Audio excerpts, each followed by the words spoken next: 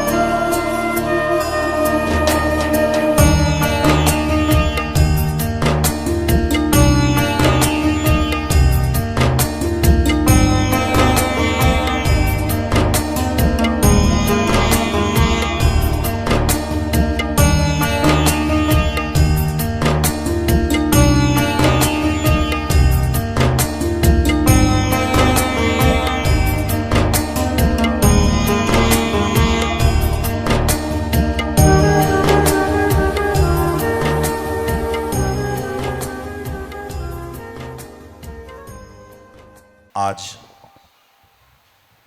पर्वादिराज पर्युषण महापर्व का तीसरा दिन है। और वैसे तो लौकिक भाषा में कहा जाता है कि 3 तिगाड़ा और काम बिगाड़ा, ऐसा लोग कहते हैं। लेकिन हमारे जैनागम में रत्नत्रय की ही पूजता है और रत्नत्रय सम्यक दर्शन, सम्यक ज्ञान और सम्यक चारित्र की एक रूपता है। 3 का अलग अलग महत्व हुआ करता है और आज धर्म भी तीसरे नंबर का है। यदि हम जब पहले 4 धर्मों की बात करते हैं तो क्षमा, मार्दव, आर्जव, शौच, अर्थात क्रोध, मान, माया और लोभ। यूं कहना चाहिए कि एक व्यक्ति की 4 संतानें हैं। पहली संतान क्रोध है, दूसरी मान है, तीसरी माया है, चौथी लोभ है। उन चारों संतानों में जो तीसरे नंबर की संतान है वह लड़की है।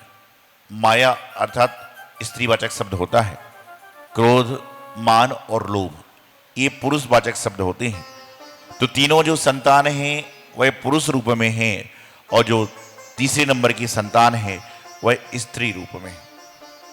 और ये जग जाहिर है कि दुनिया में जितने भी दंगे, फसाद, झगड़े हुए हैं उसके 3 मुख्य कारण हैं, जर, जोरू और जमीन।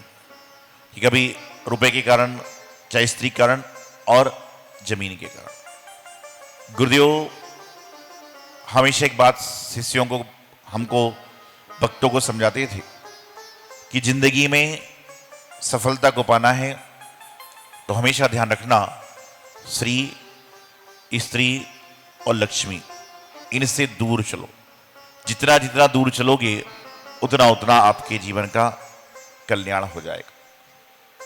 आज आर्जो अर्थात सरलता का दिन है,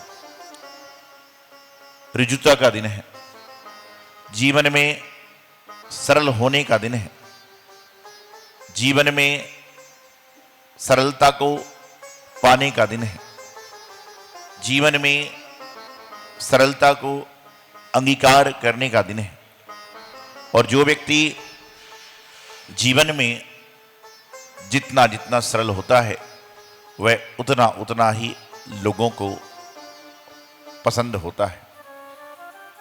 लेकिन कहते ना कि सरल होना, झुकना हर आदमी की अलग अलग फितरत होती है। कहते हैं नमन नमन में फेर है, अधिक नमे दगाबाज। नमन नमन में फेर है, अधिक नमे दगाबाज। आपका बच्चा रेगुलर आपको हाय हेलो करता है, लेकिन जिस दिन आपके पैर दबा रहा है उस दिन आप समझ जाते हो कि आज दाल में कुछ काला है कि दाल ही काली है। जिस समय मान लो वैसे तो पैर छूले बहुत बड़ी बात है, लेकिन जिस दिन आके पैर दबा रहा है, पैर में मालिश वालिश कर रहा है, सिर दबा रहा है, तो उस समय लोग समझ जाते हैं कि आज दाल में कुछ काला है या तो पूरी दाल ही काली है। जीवन में विचार करना है कि हम सरलता को कैसे लाएंगे। जरूरी नहीं है कि जिसका चेहरा भोला है वह बहुत सरल हो। कई बार शकल पे मत जाइए, शकल से इंसान बहुत भोला भाला होता है लेकिन अंदर उसके सबसे विकृत रूप होता है। और आजकल के जमाने में लोग फेस देखकर इंसान का जीवन देखने लग जाते हैं, जो बिल्कुल गलत है। फेस देखने से खाली मोबाइल खुल सकता है, फेस देखने से खाली मोबाइल का लॉक खुल सकता है, लेकिन फेस देखने से जीवन का लॉक नहीं खुल सकता। जीवन का लॉक देखने के लिए तो आपको अंदर का और बहिरंग का दोनों फेस एक जैसे चाहिए। आज इंसान के चेहरे पर अलग अलग तरह के मुखौटे हैं। कभी चेहरा कुछ है, कभी चेहरा कुछ है, कभी चेहरा कुछ है। और आज मायाचारी इस कदर लोगों के अंदर प्रविष्ट हो चुकी है कि उसे हित अहित, अच्छे बुरे कुछ का ज्ञान नहीं। कहाँ क्या करना चाहिए, कहाँ क्या नहीं करना चाहिए उसके बारे में पता नहीं है। बल्कि आज के समय में यूं कहा जाए कि इंसान यदि होटल में जाकर भोजन भी कर रहा है तो अपनी क्षुधा मिटाने के लिए नहीं कर रहा, बल्कि दूसरों को ठगने के लिए, दूसरों को दिखाने के लिए कर रहा है। और दिखाने में ही तो समस्या हो जाया करती है। एक साड़ी की दुकान पर एक महिला पहुंची। लोग जब मुझसे पूछते हैं कि महाराज जी सब्र का फल कैसा होता है, सब्र वाला इंसान कैसा होना चाहिए, मैंने कहा यदि सब्र को सीखना है तो किसी कपड़े साड़ी की दुकान वाले से पूछ लो। 100-200 साड़ी देखी जाती है, 1-2 पसंद करी जाती है, उसके बाद भी दुकानदार कुछ नहीं कहता, फिर साड़ी लपेट देता है। सब्र ये होती है। हालांकि सब्र के पीछे स्वार्थ है। एक महिला वहां पर पहुंची और उसने कहा मुझे सुंदर से सुंदर, महंगी से महंगी साड़ी दिखाइए।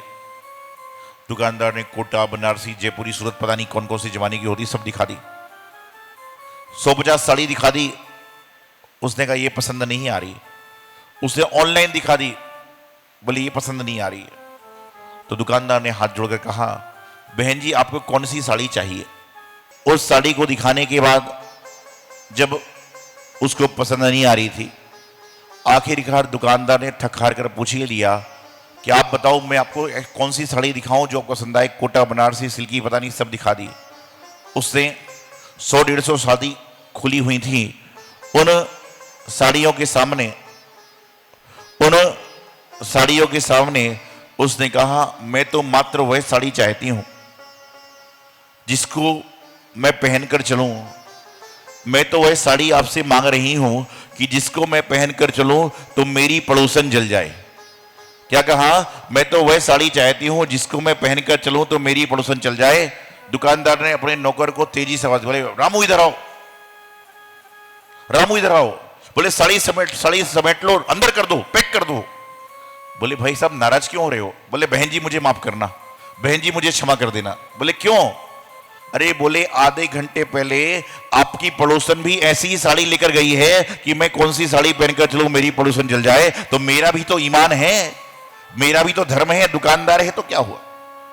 आज इंसान के अंदर छल, कपट, मायाचारी इतनी बढ़ चुकी है कि उसको हित अहित, अच्छे बुरे का ज्ञान नहीं है, अच्छे बुरे का विवेक नहीं है। और मैं कहता हूं ना कि नमन नमन में फेर है, नमन अधिक नमे दगबाज। चीता, चोर और तीर ये बहुत नमते हैं। चीता जब पीछे जाता है ना तो समझ लो कि वह शिकार करने वाला है। तीर जब पीछे जाता है तो समझ के चलना कि वह किसी को मारने वाला है। और जब जो है ना, जो चीता, चोर, कमान, जब चोर भी आपके सामने चुपड़ी चुपड़ी मीठी मीठी बातें कर रहा है तो समझ के चलना कि इसके बाद कुछ ना कुछ वह भी कोई कार्य आपके साथ में करने वाला है। जीवन में सरलता को स्थान दें। जीवन में कठिन होना बहुत कठिन है, सरल होना बहुत सरल है, लेकिन हम सरलता को प्राप्त नहीं कर पा रहे। हम सरलता को अपने जीवन में इस्तेमाल नहीं कर पा रहे। अब कहने को तो कह रहे हो कि सरल रहिए, सरल होइए, सरल बनने का प्रयास कीजिए, जब जाकर जीवन में सरल भी नहीं हो पा रहे हो, उसके बाद भी सरल नहीं हो पा रहे हो। उसका कारण क्या है? कारण यही है कि आप पढ़ जरूर लेते हो कि सरलता को धारण करो, सरलता के साथ ये करो, सारा काम करो, लेकिन आप सरलता जिससे मिलने वाली है वह काम करते नहीं हो। आपने झंडा देखा, भारत देश का झंडा हो, चाहे जैन धर्म का झंडा हो, चाहे अन्य संप्रदाय का झंडा हो, झंडा किस पे लगता है? लकड़ी पर। झंडा लकड़ी पर लगाया जाता ना। और लकड़ी कौन सी होती है जिस पर झंडा लगता है? कहते हैं जो सीधी लकड़ी होती है उस पर झंडा लगाया जाता है, और जो तिरछी टेढ़ी मेढ़ी लकड़ी होती है वो किस काम में आती है? चूल्हे में जलाने के काम में आती है। जो सीधी लकड़ी होती है उस पर भगवान का, भारत देश का झंडा लग जाता है, और जो टेढ़ी मेढ़ी होती है वह जलाने के काम में आती है। तो सीधे रहोगे तो आपका काम अच्छा होगा, और टेढ़े रहोगे तो कभी भी आपका काम अच्छा नहीं होगा। आपने सांप को देखा होगा, सांप को देखा है कैसे चलता है? चलता कि नहीं चलता? सांप हमेशा टेढ़ा मेढ़ा चलता है, लेकिन जब सांप को अपने बिल में जाना होता है तो सीधा ही चलना होता है। सांप को जब बिल, बल्कि आपने बचपन में स्टेक्स वाला गेम भी खेला होगा, उसमें भी क्या होता है? सीधा होता जब भी होता है। और ध्यान रखना, सांप सीढ़ी पता है आपको? 99 नंबर पर सांप काटता है तो कहां जाता है? सीधा है। 1 से लेके 99 तक पहुंच गया, लेकिन 99 गया तो फिर 0, 10 पे आ जाएगा, 2 पे आ जाएगा। इसी प्रकार से सारा काम कर लिया, लेकिन जीवन में सरलता को अंगीकार नहीं किया, जीवन में सरलता का आगमन नहीं किया, जीवन में सरल होने का प्रयास नहीं किया, तो वापिस 0 आ जाओ तो कोई बड़े आश्चर्य की बात नहीं है। आज छल कपट का त्याग करने का दिन है। छल करना बहुत सरल है, छल करना बहुत सरल है, लेकिन ध्यान रखना जब कोई व्यक्ति आपके साथ छल करेगा तो आपके साथ कैसा होगा। गुरुदेव कहते हैं छलना बुरा है, छलाए जाना बुरा नहीं है। ठगना बुरा है, ठगाए जाना बुरा नहीं है। यही मंगल शुभकामना उत्तम आर्जव धर्म की आचार्य गुरुदेव सिद्धांत सागर जी महाराज की।